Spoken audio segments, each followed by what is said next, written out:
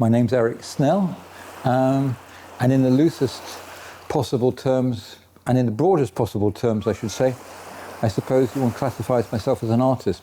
Squaring circles came out of an earlier body of work, which was called the remote control drawings. And drawing has underpinned my work ever since I was at college, re-examining and understanding what drawing could be. I also very interested in the blurring of disciplines, where does drawing stop and painting start? So when I started the remote control drawing, the idea of drawing with a car which had some sponges fixed to the back wheels, which were inked up, and you were in control but not in control. And I decided one day, instead of drawing on one piece of paper, I should draw on multiple pieces of paper. But I didn't fix the paper down. So I drew this circle, and then the elements moved.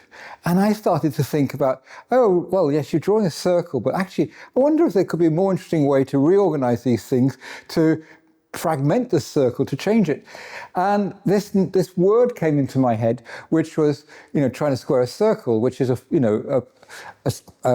a word or a phrase we use, which is all about trying to solve an impossible problem. So the idea of trying to square circles is what I've been doing. And I just thought, A, it was an interesting body of work, but it also acted as a good title to represent the show. So I've always been interested in the energy of the earth and in some way responding to the elements. I was just down at the beach, as you do in Guernsey, and I started to think about the problem I'd be, how can I respond to Guernsey? And then I started to think about watercolour. And then I started to think about the rhythms of the earth. I don't know how I got to the 2 points. And then I don't even know how I got to the idea of putting the paper, as it were, inviting the paper. I cover the paper with watercolour, with a monotone black ink. Oh, well, not ink, but watercolour paint. And then present it to the sea and let the concept of wet on wet sort it out for itself, using the rhythms of the earth.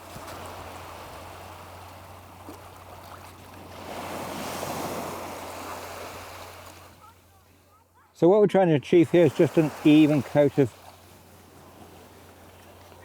lamp black watercolour straight over, giving it just enough time for the paper to absorb some of the pigment, but not for it to dry out totally. It's a balance. So with a downward coming tide, it's a bit more difficult, because if it's incoming, you can literally just wait for it to present itself. But as it's going down, you've got to guess how much further down the beach it's going to be. Very nice. Beautiful. When you're down there and the water runs up, and you don't think hardly anything happened, but as it dries off, more and more things, the different textures and layers. That first one was good. And some of them get completely washed out. Some of them just get lipped at the edge. Some of them end up being absolutely just beautiful. Some end up you thinking that's a total disaster, and 2 hours later when they dry off, they're looking absolutely crisp and wonderful. There's that element of chance and order. You can put all these elements into some kind of logical sequence. But then at the end of the day, the drawing is made, and I call them drawings, I don't call them watercolours, the drawing's made by the chance element of the sea. As I said, this time last year, the seed of this exhibition was floated as an idea. I obviously came into this building, into the room, into the gallery space, and a lot of my work is all about responding to spaces. I think it's all very well just sort of putting work on the wall, but I've always tried to, as it were, in some way connect with the space. When I came here, I was thinking, apart from doing a response to the island and body of work coming from the studio, I'd like to do a response to the space. And the one thing that I started to think about was that it's a wonderful space, but they are quite individual. And when you show me the plan, there's 5 different galleries. How can I connect those spaces to be one? And with this underlying sort of interested in drawing, I'm thinking, well, I could draw one line through from one gallery space to another gallery space. And I did a thing called guidelines, where I measured the architectural space of a room, where you take the length of that, you take the height of that, you take it across there, and you connect all those together by threading a piece of string through lengths of aluminium which relate to this, and then you show the drawing in the space. So these ideas have been running through my head for years and years and years. So when I come here thinking, oh, this tensile strength, just stretching the space and pushing it around and leading from one body of work into next.